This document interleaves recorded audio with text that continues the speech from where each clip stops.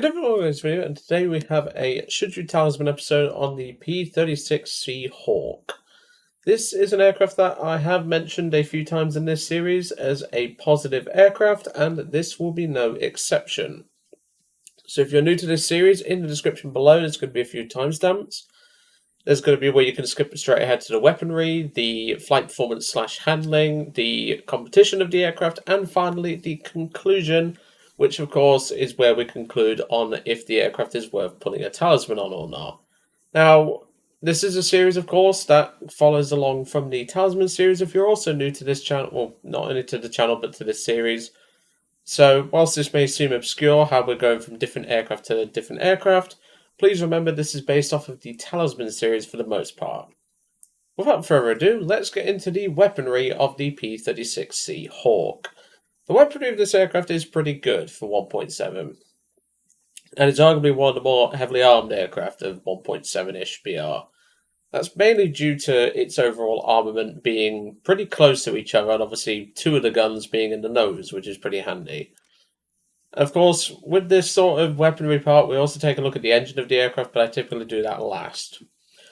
So the main armament is a single 12.7mm M2 Browning machine gun. I've covered this weapon so many times I'm kind of getting bored of repeating myself, but well, that's what happens when you start with USA.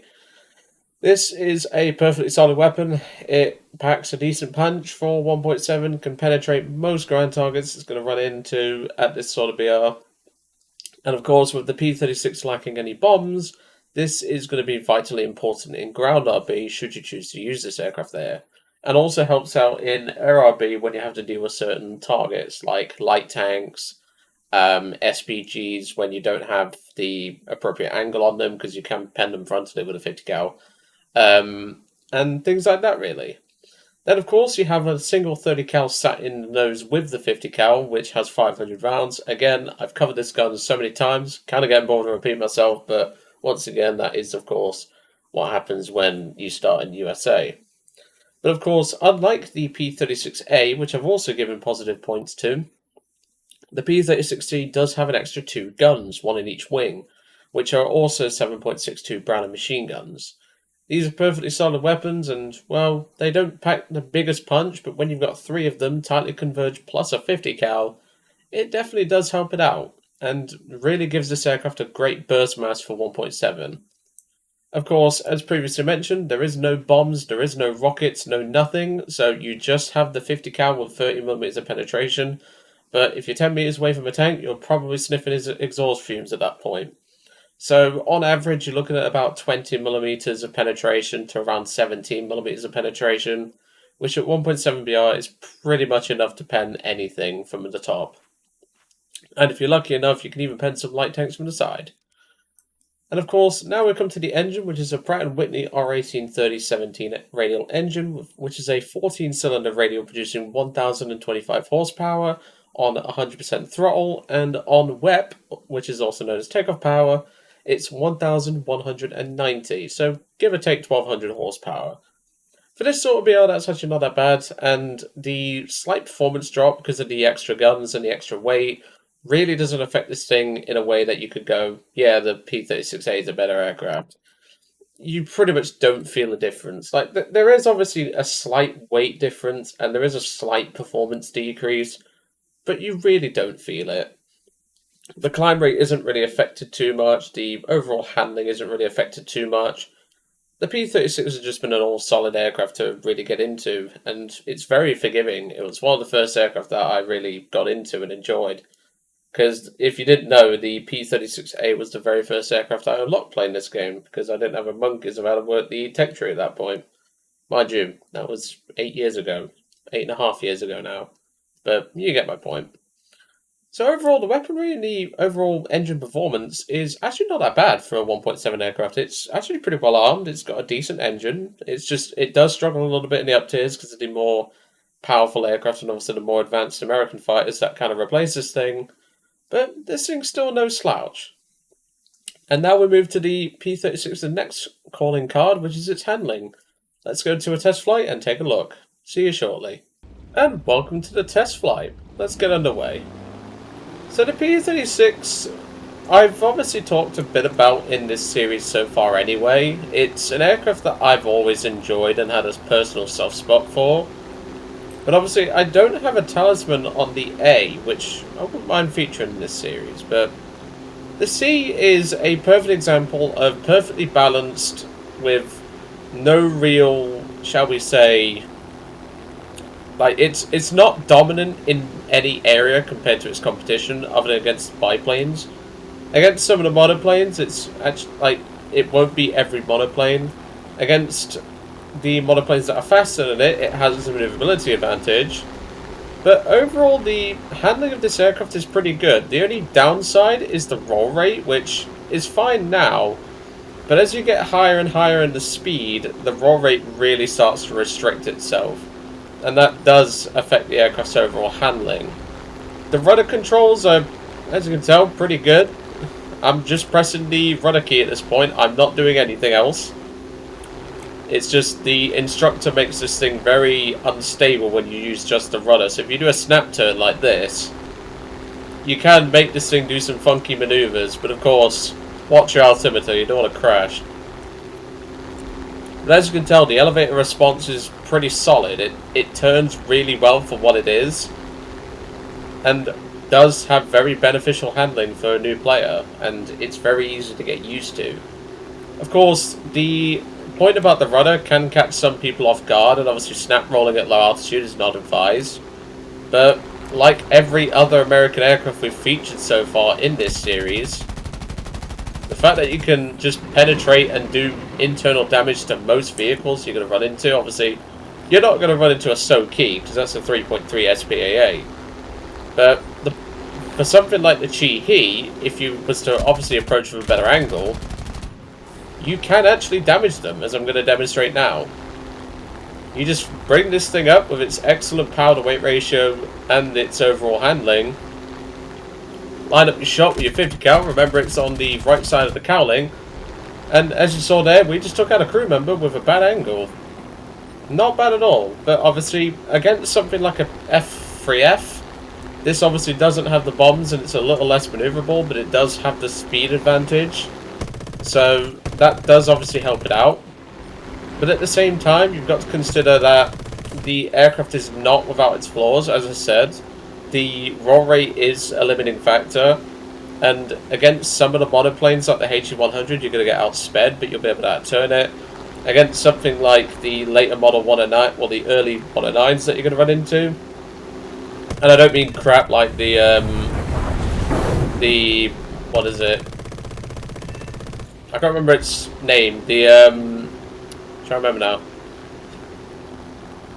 But yeah, there is definitely an argument to be made that this thing does have advantages against most of what it's going to face, and it is a good aircraft. I'm not going to deny that, but well, it's not without flaws, and nothing's without flaws, but it is something that you have to consider. There are better monoplane choices that I would pick for a Talisman if you was a new player. Mostly due to this aircraft's unforgiving rudder and roll rate at higher speeds, because as I said, I'm not really doing anything. I'm just pressing the rudder key, and it just snaps all over the place.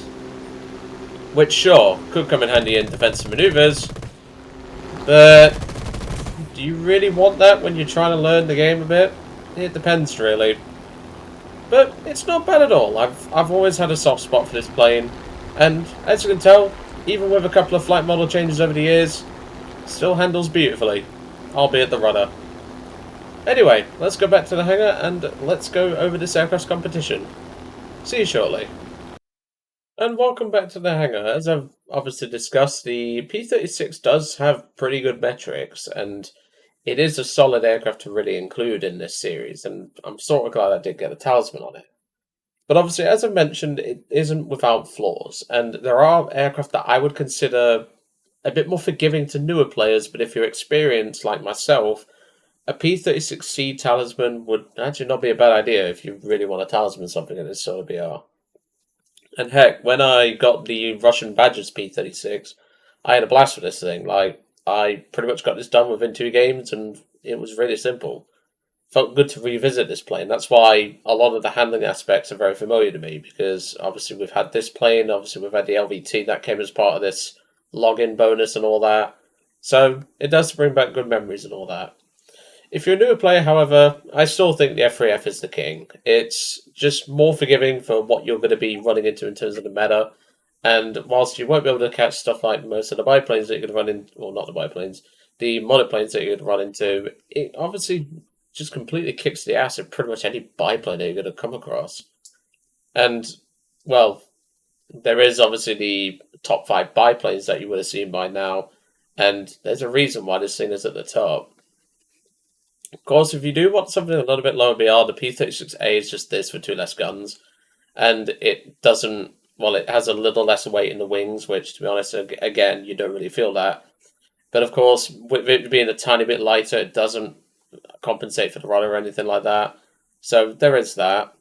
But otherwise, the P-36C is sat in a good place. It's pretty good for 1.7. It can handle the 2.7 up tiers pretty well.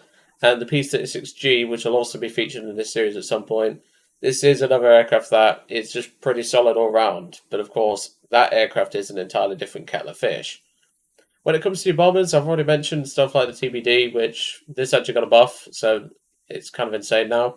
And of course, the SBD and the SB23, they're pretty good solid options. But the P-36 is pretty good, and it's definitely a candidate for the main fighter role, so to speak. Because, as I said, the Buffaloes, whilst they are good, they are losing their touch a little bit. Like, I say that, and the B239 is still pretty solid, but it depends. Like, the F2A3 definitely feels a lot heavier than it used to. The F2A1 is still pretty solid, so if you do want something that is a bit more capable for, like, naval or something, the F2A1 is a good choice, because obviously it can land on a carrier if you need it. Not like carriers really pop up, but you get my point. But it is a good candidate to really choose from, and you do have some solid options to pick from. And that brings us to the conclusion of the P-36C. I definitely think if you're looking for something to talisman for a low tier talisman just for a bit of a laugh, or you just wanted to have a bit of fun, this is definitely one of the big candidates that I would suggest. And with its decent handling, obviously the rudder can be a bit of a problem as we've seen in the test flight. The lack of bombs can hurt it a little bit, but to be fair, as I said in the test flight, the 50 cal is more than enough for most things you're going to run into. This thing really is a jack of all trades, and it's a master in some aspects, but it is just something you do have to consider is the rudder and the roll rate. But of course, the roll rate really only applies at high speeds, so just bear that in mind. But otherwise, I would absolutely suggest putting a talisman on this thing. It is a cracking aircraft, and always really has been. There hasn't really been a time where a P-36 has been a bad plane, and it still continues to do that. Anyway, next up in the series will be the Catalina's land-based brother. Well, I say land-based. Airfield landing capable brother, which, I'm brutally honest, this landing gear makes no difference. It just adds extra drag. But, yeah, this is a pretty solid bomber, and obviously we've already talked about the PBY-5. The only real difference is, of course, the landing gear, but there is a couple of other things which, well, minus this, because that doesn't count, it is something that we need to talk about, because, yeah, it does gain a higher BR for that. Anywho, I'll leave you all to it for today. I hope you enjoyed seeing the P-36C as part of the Should You Talisman series, and I will see you all on the next one.